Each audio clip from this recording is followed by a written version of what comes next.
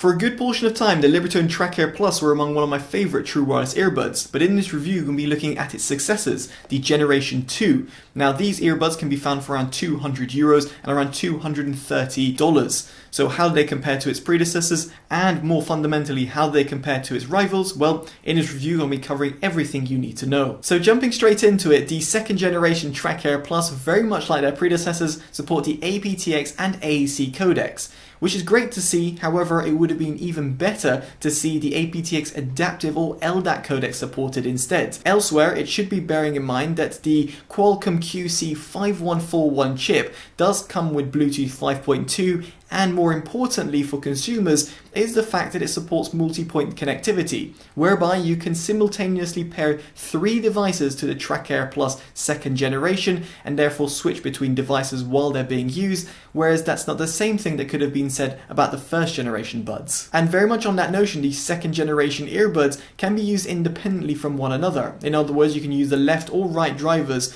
in a mono format. Now, it is worth bearing in mind that the first generation also had this sort of feature. However, due to it having 2 Bluetooth entries in terms of your Bluetooth menu, then it would mean that the transition between left and right driver wasn't as seamless as what you can now find in the market, including from the second generation buds that we have on review, which make that transition between left and right driver absolutely instantaneous. And now we get on to the sound quality. Now, my assessments were done with the neutral EQ profile that can be found through the app, and I'll showcase this in just a bit. Here you can also go for extra bass or extra treble. You can also go for a dynamic EQ, which tailors the EQ to your ears, so to speak. But I just found the neutral profile just suited me best. Nevertheless, I digress. Let's talk about the sub bass. Now here, the sub bass response is actually pretty heartfelt. I wouldn't say it's as heartfelt as the likes of the Oppo Enco X, which still till this day is one of my favourite earbuds when it comes to that low-end response. But nevertheless, the Track Air Plus Generation 2, very much like their predecessors Generation 1, do provide that heartfelt response. Now the mid bass is also similarly impressive. It's very forward sounding and it has that clean, tight sort of bass hit. One that will definitely be appreciated by bass heads or those people who just want a really nice clean response. But on the flip side, specifically when you compare them to, let's say, the Sennheiser CX Plus True Wireless, the earbuds, as in the second generation Track Air Plus, really can't compete in the mid-range. They just sound a bit pushed back. Now, in comparison to their predecessors, they do sound a little bit more forward, but upon a bit more deeper analysis, I found that the Generation 2 almost had a artificial boost in the upper mids, which meant that the overall accuracy of the mid-range was a little bit off. And as a result, it meant that the overall experience that I was getting with the second generation earbuds was a little bit tainted. Now don't get me wrong, I'm not going to the extreme over here and saying they've got a really weird artificial boost. It's just that when you're comparing and contrasting like I was and looking at different earbuds, specifically their first generation iteration, you will quickly realize that the mid-range does sound a little bit boosted and your music, well, just sounds all that bit different. Now with that little bit of extra boost in the upper mids, it does also affect the highs to the point where they sound a little bit harsh and a slightly bit sibilant. Now, not to an extreme point of view, don't get me wrong, but for those people who have a little bit more of a sensitive ears, then you'll find that the Track Air Plus second generation might not be as, well, comfortable to your ears for longer journeys or, for example, louder volumes, whereas the first generation ones were just almost that perfect blend in terms of that high-end extension. And again, they weren't exactly faultless in this department either, but frankly, I would still prefer listening to these first generation models for a prolonged amount of time over their second generation successors. And finally, we get onto its soundstage, and here the second generation, very much like their first generation siblings, do a good job, whereby they provide good instrument separation. However, it's worth bearing in mind that the overall width and depth does sound closed in comparison to the likes of the Sennheiser CX Plus True Wireless, or the Momentum True Wireless 2 or True Wireless 1, or even the Grado GT220 or the creative Outlier Air. Suffice to say that it doesn't sound as airy as some of its competitors here, but still does a competent job in this department. And now we get onto call quality. Now everything you can hear right now is coming directly from the second generation Track Air Plus, And what I will say subjectively is that they do a better job in comparison to their predecessors, whereby they bring out my voice a little bit more to the foreground, although they don't sound as accurate as the likes of the Jabra Elite 75T. Now for comparison, here are the first generation Track Air Plus, and hopefully you'll agree with my assessment here to say that the Track Air Plus first generation just don't come across as clearly as the second generation model. And just for reference, here are the Jabra Elite 75T, which in my opinion still reign supreme, as they still portray my voice very accurately, but also do well across the frequency range. And so now we get on to active noise cancellation, and here, very much like their predecessors, the second gen Track Air Plus do a phenomenal job. I would class them as one of the top 5 true wireless earbuds when it comes to active noise cancellation, so much so that I would happily use these when it comes to my daily commutes, and furthermore it doesn't impact the overall sound quality, whereby normally when you enable ANC it has a severe impact in terms of overall sound reproduction.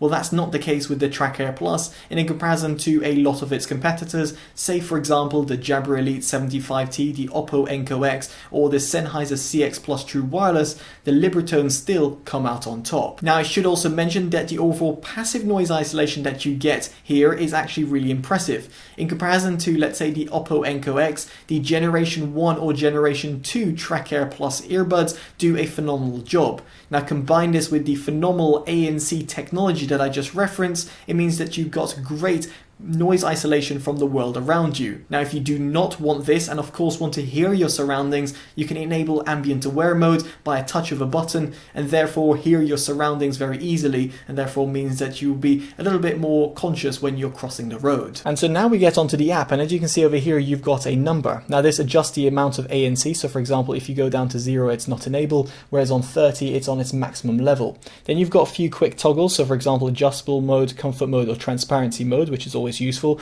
And in the top right hand side over here you can see the battery remaining in both of your left and right earbuds. The case battery level can be seen from the main sound space menu as well. Now you've got an ear tip fit test if you want to do it, and then you will have got the settings.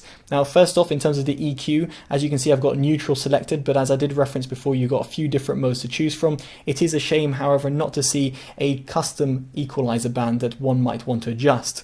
Now as for the tap functions, you can adjust both the left and right drivers independently from each other, and both of them have double and triple tap functions. That means you've got 4 functions in total, which is always a plus point. What I'll also say over here is that the touch sensitivity is absolutely done to perfection. I have no problems in terms of registering input, and the touch sensitivity is just absolutely perfect. There's no issues whatsoever, and in comparison to some of its competitors, I will say that these earphones are among one of the best touch-sensitive input earbuds on the market. Now moving back to the app, you've got the firmware section which you can enable, in other words to look for a firmware, and then you've got wear detect, which basically automatically pauses or resumes the earphones when they're in or out of your ears. Then you've got the serial number, you can register the product as well, and of course pair to another device too. Now moving on, we get onto its design. Now they're available in 2 colors, black and white. Now while I am using the former, I will say that it does almost look like navy blue or dark blue stretching towards black. It's not almost like a solid black color. But I digress really, because the overall design of the earbuds themselves is actually really stunning. Till this date, having tested over 70 different true wireless earbuds, the Libratone Track Air Plus still come out on top. But of course it's very subjective, so I'd be intrigued to hear your thoughts in the comment section below. Now similarly, the charging case is extremely stylish, but also very practical. Now I heavily praised the first generation models, and I really loved how the charging case was made, but somehow Libratone have actually improved here. Here the earphones provide an easier means of getting the left and right earbuds outside the charging case, and also means that, well, it has a slightly smaller profile, which is definitely appreciated in my books. Now it's not just the style that Libratone have thought of, because here the case supports wireless charging and has a Type-C port for quick charging as well. Now in terms of battery life, the earbuds will last around 6 hours on a single charge, and the case combined with the earbuds will provide you 24 hours. Now this is perfectly fine, however in comparison to some of its competitors which offer 8 to 10 hours on a single charge, or indeed around 30 hours combined, it might seem a little bit less. Now elsewhere it should be mentioned that the earphones have IPX54 certification, which means they've got splash and sweat resistance. Just means effectively that you can go on a jog or go on your gym workout and not have to worry about water affecting the earphones, but it means that you can't exactly dunk them or submerge them in water. And so this brings me on to my verdict. Would I recommend the second generation Track Air Plus? Well, if I was in the market for a set of stylish ANC earbuds, I would actually lean towards the Generation 1 model. Why is that? Well, they're cheaper for starters. Secondly, I have to accept that they're just going to have a V-shaped sound signature, and even though Libratone have tried to address that with a little bit of a boost in the mid-range in the second generation, I think they've gone a step too far and created a little bit of an artificial type of sound.